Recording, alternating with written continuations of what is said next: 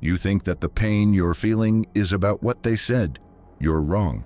It's about what you believed before they even opened their mouth. This is the confronting truth at the heart of Carl Jung's shadow work. The video begins with this discomforting idea. The most toxic energies we absorb aren't necessarily from openly malicious people, but from those we know, love, or admire. People who smile, support us, or even claim to love us may still project unresolved parts of themselves onto us, turning us into emotional mirrors for their inner conflicts. Jung argued in The Ego and the Unconscious that the unconscious governs a great portion of our behavior. When individuals remain unaware of their shadow, the rejected, repressed traits within them, they unconsciously project these onto others. That means they don't see you, they see a character in their inner story, a savior, an enemy, a scapegoat, and as a result, you suffer for playing a role you never auditioned for. Consider this. When someone blames you for their jealousy, saying, "You made me feel insecure," what they're really saying is, "I haven't made peace with my own fears, so I need you to carry them for me." Jung warned that what we refuse to confront within ourselves, we inevitably encounter in others, often in destructive ways.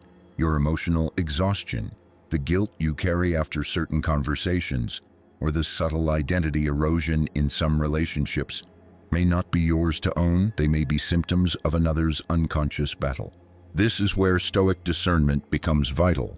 Marcus Aurelius reminds us to guard our inner citadel, to control our responses and not internalize the projections of others. The Stoic doesn't absorb what is not his to carry. In love, this means being clear about emotional ownership. These feelings may be real, but they are yours, not mine. In practical terms, next time you feel drained after an interaction, pause and ask yourself, is this emotion genuinely mine, or have I become a container for someone else's shadow? This simple check-in returns sovereignty to your psyche. Journal the moment. Observe the pattern. And when someone tries to cast you as their emotional caretaker, respond calmly, "I care, but I cannot carry what isn't mine." Because when you stop accepting roles in other people's unhealed stories, you begin to write your own. Stop dancing in their drama. Start composing your own silence. Now, comment below. I protect my peace by knowing what's mine. The unconscious manipulator, projecting wounds as fate. You may think that manipulation is always conscious, intentional acts of guilt-tripping, gaslighting, or emotional control. But the most dangerous form of manipulation often comes from those who are unaware of what they're doing.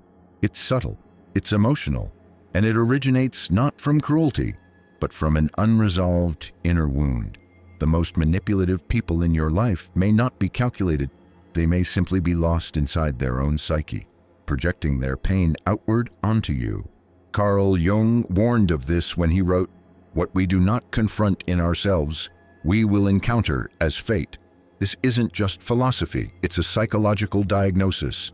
When someone refuses to confront their past traumas or emotional wounds, those unhealed parts begin to dictate their relationships. They live in projection. Instead of seeing you as you are, they cast you in a role within their unresolved emotional narrative, perhaps the role of the villain who hurts them, or the savior meant to fix them. Either way, it's not really you they're engaging with. It's a distorted reflection of their inner world. Imagine interacting with someone whose emotions swing wildly from affection to blame. One day, you're their source of joy. The next, you're somehow the cause of their sorrow. At first, you might believe you've done something wrong. You'll try harder. You'll accommodate. But over time, you'll start to feel drained, confused, and disconnected from your own truth. That's the signature effect of the unconscious manipulator. They entangle you in their psychic wounds until you forget where their pain ends and your identity begins. These patterns don't arise randomly. Most of the time, the unconscious manipulator was once a child who had to survive emotionally unstable environments. They may have grown up with caretakers who were inconsistent, emotionally unavailable, or excessively critical. To endure that pain, they constructed stories that displaced blame onto others, onto the world, because taking it on themselves would have crushed them. Over time, this displacement calcified into a worldview. Others hurt me, others abandon me, others never care enough. This belief becomes their default script, and if you're close to them romantically or emotionally, they'll cast you in the same role. It's not personal, it's ancient pain reenacting itself through you. But here lies the danger. If you don't realize what's happening, you start bending to their narrative. You over-explain, over-apologize, over-function. You feel guilty for things that aren't yours to carry. You trade your authenticity for temporary peace, hoping to avoid their mood swings or guilt-inducing remarks. And slowly, without noticing, you become a character in someone else's unfinished trauma. The cost, your clarity, your energy, your self-respect. Jung was clear. Until you make the unconscious conscious, it will direct your life and you will call it fate. This isn't just their journey, it's yours too. Because if you remain in the orbit of someone dominated by projection, you will absorb their patterns. You'll begin to confuse their emotions with yours.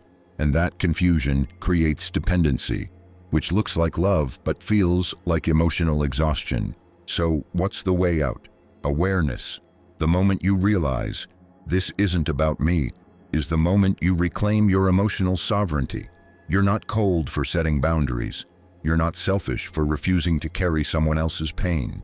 You are allowed to say, I care about you, but I won't be the canvas for your wounds. In relationships, this clarity is not only self-protection, it's a filter. It helps you attract partners who see you, not what they need you to be. It protects you from being cast as someone's savior, villain, or emotional therapist. Because real love doesn't need projection. It requires presence. This is not a call for rejection or judgment. It's a call for discernment. As Marcus Aurelius taught, you have power over your mind, not outside events. Stoicism and Jung meet at this intersection. Your mind is your responsibility, and your peace depends on not letting others project their chaos onto your calm. Now, comment below, I am not your projection. I reclaim my clarity. The bearer of the persona, the mask of perfection. Have you ever felt like someone was speaking to you, smiling at you, even complimenting you, yet something inside you whispered, this isn't real, as if you were interacting not with a person, but with a performance? That uneasy feeling often signals a deeper truth. You are not connecting with the person behind the face, but with their persona, the mask they wear to be accepted, admired, or applauded. Carl Jung described the persona as what someone is not, but what they and others think they are. It is not inherently evil. In fact, we all need some form of a persona to function in society, and helps us navigate roles, student or parent, professional. But when a person becomes over-identified with their mask, when they begin to believe they are the role they play, authenticity dies, relationships become staged scenes, and truth becomes a threat. These are the people who are always fine, always put together, always smiling at the right times and saying the right things. But spend a little more time with them, and you'll notice something missing: vulnerability, depth, spontaneity. Because the bearer of the persona isn't interacting with you as a full human, they're maintaining a performance. And you, unconsciously, are being asked to stay on script, to play your part in their carefully curated play. This dynamic can be deceptively draining. You may begin to feel like you must censor yourself, hide your awkwardness, your uncertainty, your messiness, because any hint of raw emotion threatens the polished glass walls they've built around their image. The consequence: you slowly begin to abandon your own authenticity to match their artificial harmony. But let's go deeper. Why do people build such rigid personas? Often, it's a defense born from pain. Somewhere along the way, they learned that being real was dangerous. Maybe showing emotion led to rejection. Maybe failure led to shame. So instead of facing that pain, they covered it with perfection. The mask became safer than the face. Over time, they began to fear their own truth and anyone else's. The cost: their relationships became mirrors of their denial. And you, by being in their life, are asked to reflect only what's acceptable. Jung warned that this over-identification with persona stunts individuation, the process of becoming one's true self. You cannot grow if your life is a performance, and being close to someone trapped in their persona can stunt your growth too, because they need you to play along. They need you to stay shallow, and if you don't, you'll be subtly dismissed, emotionally sidelined, or gently punished for breaking the illusion. So, how do you break this dynamic? You refuse to wear the mask. When something feels rehearsed, you bring in honesty. When perfection feels suffocating, you insert authenticity.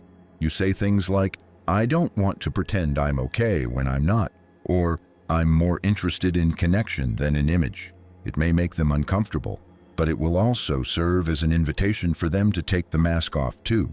In romantic relationships, this is essential. Love cannot grow in a theater. It needs rawness, messiness, honesty.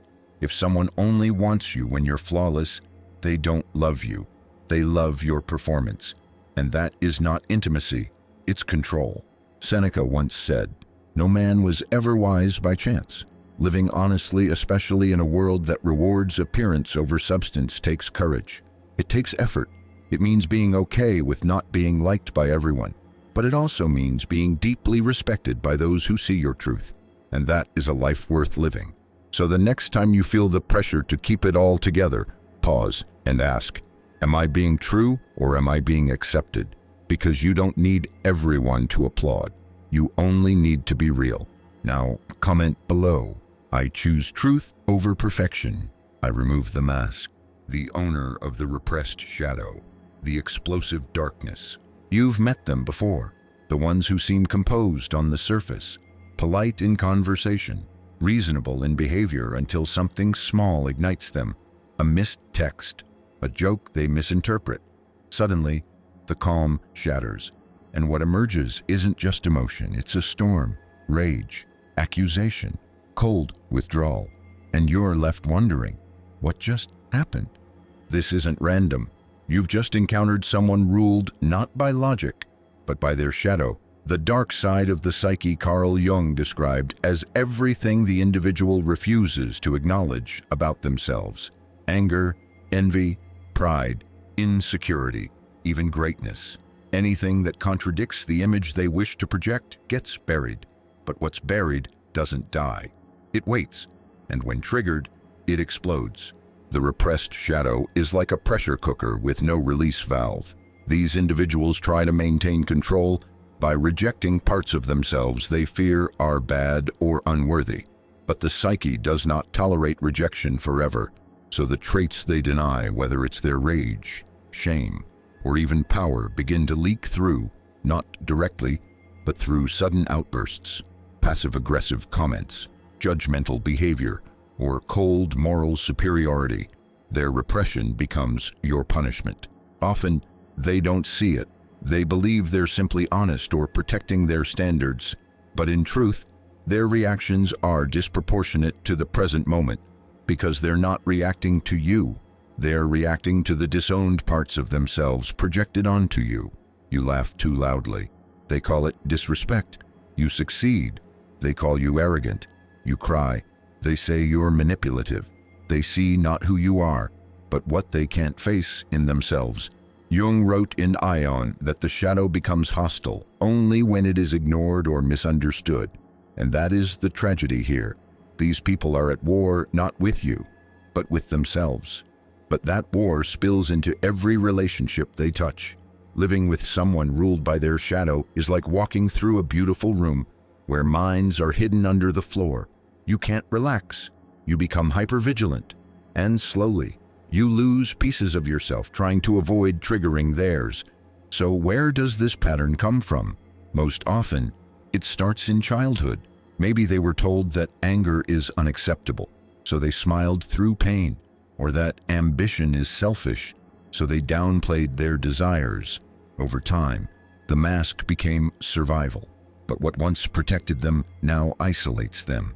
Their emotional explosions are not signs of strength, but of fracture, of the unbearable pressure of a soul divided against itself.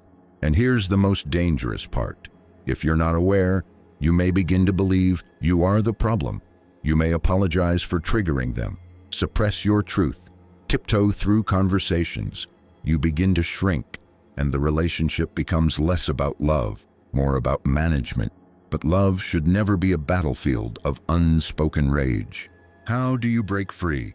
With clarity and courage.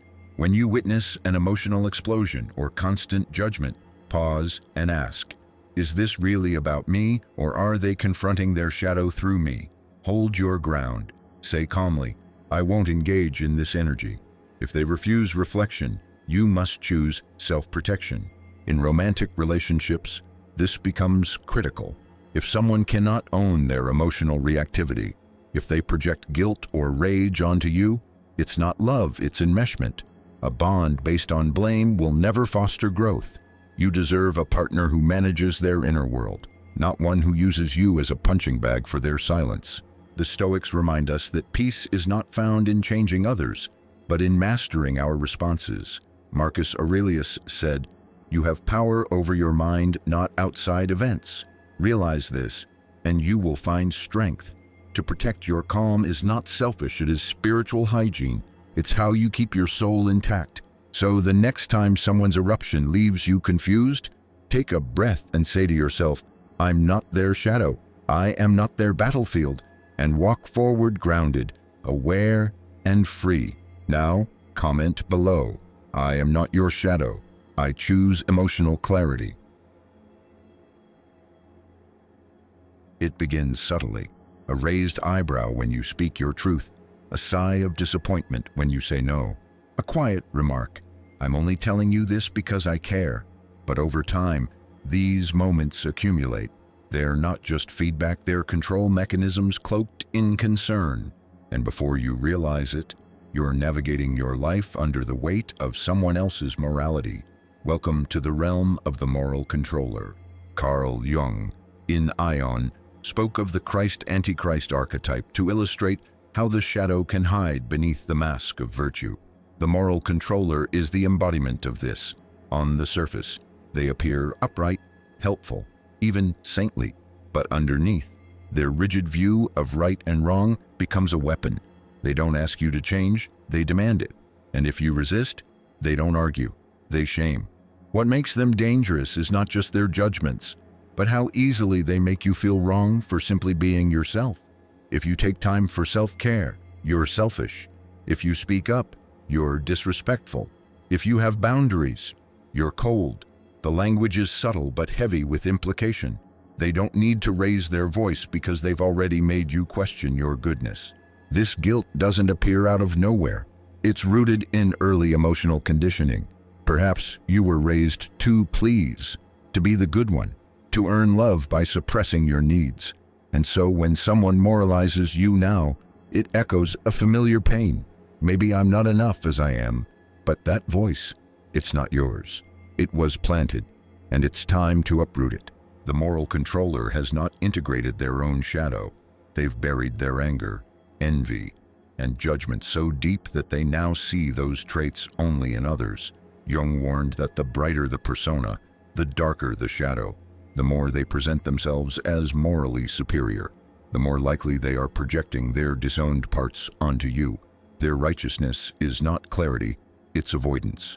In relationships, this becomes soul-crushing. You find yourself explaining your every choice. You feel watched, not loved. You seek approval, not connection. And worst of all, you begin censoring your joy, your spontaneity, your truth. Because guilt has a way of suffocating the soul. So how do you reclaim your breath? By recognizing that morality imposed is not morality at all, it's control. True integrity arises from within, not from shame.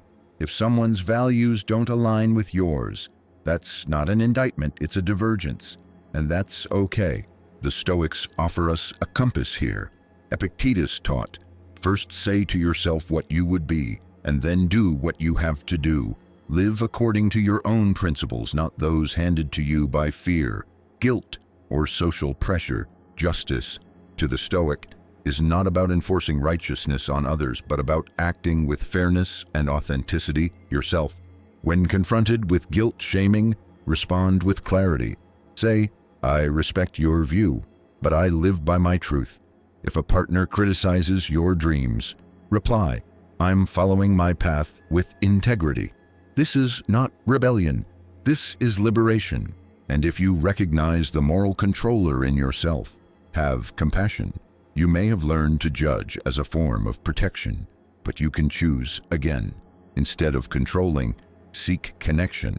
Instead of shaming, seek understanding. The path back to wholeness begins with owning the shadow, not projecting it. So ask yourself now, whose morality have I been carrying? And what truth is waiting underneath it? Now, comment below. I release guilt.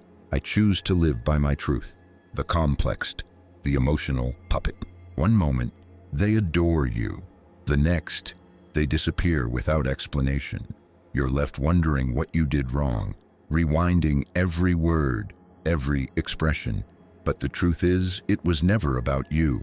You were merely standing in the path of a storm they haven't acknowledged, let alone mastered. This is the reality of being entangled with someone ruled by psychological complexes, the emotional puppets of unresolved pain. Carl Jung's theory of complexes, especially in the ego and the unconscious, describes them as autonomous entities, psychic fragments, formed through trauma and forgotten memories. They act like emotional landmines, invisible until stepped on, but explosive once triggered. A complex doesn't ask permission to hijack a person's behavior. It simply takes over, pulling the strings beneath consciousness. When someone is complexed, they react not to the present moment, but to their past. A kind word might remind them of a manipulative parent. Your silence may echo a childhood neglect. Your ambition might stir their hidden inadequacy. They become erratic, shifting between warmth and withdrawal, affection and accusation, and in the process, you start doubting yourself. Did I say too much? Did I say too little? But this is the trap. The complexed person projects their internal chaos onto you, making you the stage for a play they haven't yet written. You are cast into roles: comforter, villain, redeemer without consent, and like a skilled actor, you begin playing along, trying to soothe their pain, bring back their smile, restore the good version of them, but it never lasts, because the script wasn't yours to begin with. Jung warned that until these complexes are integrated, they will dominate from the shadows. And the most painful part? They feel real. The emotional intensity of a complexed interaction can mimic deep love, but it's actually trauma reenactment, a cycle fueled by chemistry, chaos, and confusion. The cost of staying in this pattern is high. You lose stability, you lose clarity, and slowly you begin to lose yourself. But awareness is the turning point. When their reactions no longer match your reality, pause and ask, is this truly about me, or am I witnessing a wound from their past? This question is not judgment, it's liberation. You stop taking responsibility for emotions that don't belong to you. You step out of the puppet show. The Stoics offer a powerful counterpoint here. Seneca said, "No man is more unhappy than he who never faces adversity, for he is not permitted to prove himself." Adversity, especially emotional adversity, is the crucible in which self-mastery is forged. In the face of emotional chaos, your responsibility is not to manage others but to regulate yourself, to choose response over reaction, to stay grounded while others swing. In love, this means setting firm emotional boundaries. Say, I value stability and open communication. If something's bothering you, let's talk about it directly. If the pattern continues erratic behavior followed by guilt tripping or silence, step back. You're not abandoning them. You're choosing not to abandon yourself. And if you see this pattern in yourself, those swings, the unexplained anger or fear, do not despair. It means your wounds are speaking. And when wounds speak, healing becomes possible. Begin journaling your triggers, track your reactions, name your complex. Awareness dissolves possession. You are not meant to live on an emotional roller coaster. You are meant to walk a path of clarity, dignity, and conscious love. Now, comment below. I no longer perform in someone else's emotional theater. I choose peace. The psychic vampire, the energy drainer. They don't always look dangerous. In fact, they might appear gentle, wounded, or endearingly dependent. But after every conversation, you feel lighter in all the wrong ways, drained, foggy, uncertain. This is the signature of the psychic vampire. Someone who doesn't steal your money or your time, but slowly siphons your energy, leaving you empty while they feel momentarily whole. Carl Jung described this dynamic in The Ego and the Unconscious as a symbiotic entanglement where one person unconsciously feeds off another to avoid facing their own psychological void. This isn't always malevolent. Most psychic vampires don't even know they're doing it, but ignorance doesn't make the impact less devastating. The psychic vampire doesn't want your advice. They want your attention, your presence, your psychic life force. And if you're not careful, they will drain you until you forget where your needs even begin. They often play the victim. Life is always happening to them. The world is unfair. Their past was tragic. You become their therapist, their rescuer, their emotional battery. They thank you, but never change. Worse, they make you feel guilty when you finally ask for space. I thought you cared about me. That's the hook. The more you give, the more they require, and the less they actually grow. Jung warned that relationships like these prevent individuation, the process of becoming whole, because both parties stay trapped in an emotional loop. One lives in dependence, the other in rescue mode. Neither becomes free, and over time, you lose the clarity of your own emotions, your own path, your own voice. But your energy is sacred. Your presence is not a commodity for others to consume. The Stoics knew this. Marcus Aurelius wrote, "Ask yourself at every moment, is this necessary?" You must ask, is this emotional giving serving growth, or am I simply being devoured? When you leave a conversation or a date feeling like you've been emotionally bled dry, it's time to pause. Ask yourself, am I supporting someone or being slowly emptied? True connection uplifts. It revitalizes. It honors mutual sovereignty. When one person chronically collapses into the other, love becomes dependency, and support becomes self-abandonment. The solution is not cruelty, it's clarity. Learn to say, I care about you, but I need to protect my own peace. Or in dating, I'm looking for a relationship built on mutual strength, not emotional rescue. The right person won't be offended, they'll be relieved, because they're looking for the same thing. And here's the part most people overlook. Sometimes, you are the psychic vampire. We all have moments when we seek reassurance, when we lean too hard on someone else to fix what only we can heal. This isn't a flaw, it's a call for awareness. If you notice yourself pulling too much from others, pause and turn inward. Ask, what fear am I avoiding? What emptiness am I trying to outsource? Then meet it directly. Journal, meditate, walk in solitude. Learn to fill your own cup so when you connect, it's an overflow, not a cry for salvation. You don't owe anyone your exhaustion. Your role is not to be a power source for others' avoidance. Your role is to live fully, love consciously, and protect the temple of your energy. Now, comment below. My energy is not for sale. I protect my peace. So what do you do now? Start by reflecting on your recent relationships. Which of the 7 profiles have you encountered? More importantly, which have you embodied? None of us are immune to the psychic games of the unconscious, but through awareness, we can choose differently. Write down one boundary you will set this week. One conversation where you'll say, that's not mine to carry.